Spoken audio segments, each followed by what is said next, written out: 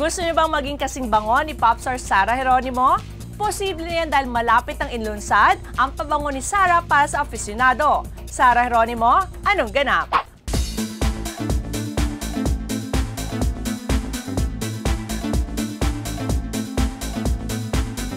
Favorito kong perfumes. Siguro naman ako din sa mama ko na dahil mahilig din siya sa pabango, sa daddy ko.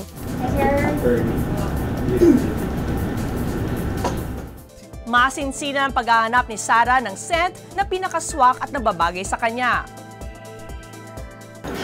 Yan po yung coffee para maluto. Minsan kasi naiininom yung Challenging siya, no? Kasi meron kang amoy na hinahanap.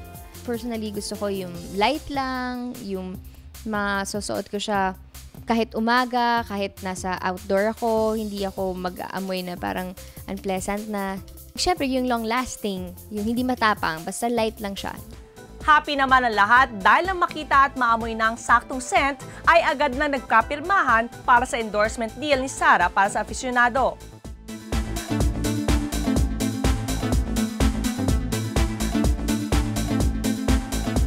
Nahanap naman namin and hopefully ma-appreciate ng mga buyers. Panay papuri naman sa ating reyna ang President at CEO mismo ng aficionado, ang Lord of Scents na si Joel Cruz. Sarah G, anong ganap?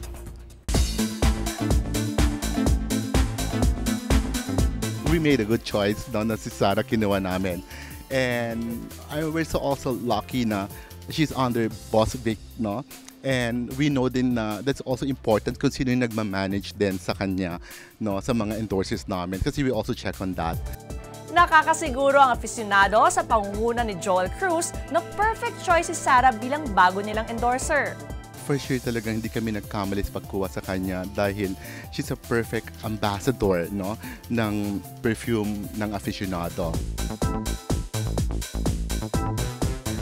My aficionado family, kay Sir Joel Cruz. Maraming salamat po sa tiwala po ninyo.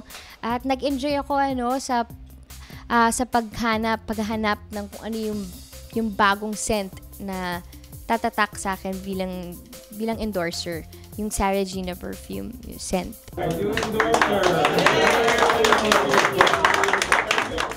Inimbitahan ko po kayo, abangan niyo po yung line ko for aficionado.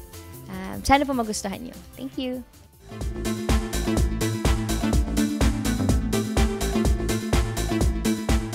Mapapanood na ang full coverage ng smell test at contract signing ni Sarah Geronimo para sa aficionado. Pati na rin ang iba pa niyang mga ganap sa Popstar Diaries exclusively on Viva Home of the Stars.